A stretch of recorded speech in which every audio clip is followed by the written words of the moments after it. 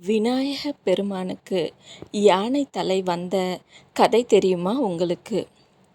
ஒரு முறை பார்வதி தேவி குளிக்கச் செல்லும்போது ஒரு மஞ்சளை எடுத்து அந்த மஞ்சளை ஒரு பிள்ளையாக பிடித்து வாயில் காவலில் நிற்க வைத்து, நான் வரும் வரை எவரையும் உள்ள அனுமதிக்கக்கூடாது அப்படின்னு உத்தரவிட்டுட்டு போகிறாங்க. அந்த காவலில் விநாயக பெருமான் ரொம்பவே தீவிரமாக இங்கேயும் அங்கேயும் நடந்தவாறு இருக்கார். அப்போது சிவபெருமான் உள்ளே அனுமதிக்கும்படி ரொம்ப அந்த பையன்கிட்ட கேட்டோம். அந்த பையன் ஒத்துக்கிறதே இல்லை. ரொம்ப பிடிவாதமாக எதிர்த்து நின்று ரொம்பவே அவன் சண்டையிடுறான். இதனால் கோபம் கொண்ட சிவபெருமான் அந்த பையனுடைய தலையை வெட்டிடுறாரு. இதை கண்டு துடிச்சு போன பார்வதி தேவி, என் மகன் தலையை இப்படி வெட்டிட்டீங்களே, சிறு பிள்ளைன்னும் பார்க்காமன்னு ரொம்பவே கண்ணீர் விட்டு அழறாங்க.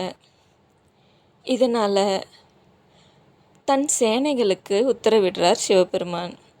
நீங்கள் போகிற வழியில் எந்த உயிரினத்தோட தலையை முதல்ல பார்க்குறீங்களோ அந்த உயிரினத்தோட தலையை வெட்டி கொண்டு வாங்க அப்படின்னு உத்தரவிடுறாரு.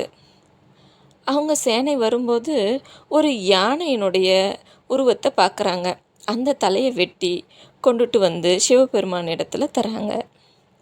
அவர் அந்த தலையை வச்சு அந்த சிறுவனுக்கு உயிர் தந்துடுறாரு. இதுதாங்க விநாயகருக்கு யானை தலை வந்த கதை. எல்லா தேவர்களும் சேர்ந்து, முனிவர்களும் மும்மூர்த்திகளும் எல்லா சக்தியையும் திரட்டி முழு முதற் கடவுளான விநாயக பெருமானுக்கு அருள் புரிகிறாங்க. மற்றும் ஒரு நல்ல பதிவில் சந்திக்கலாம். நன்றி.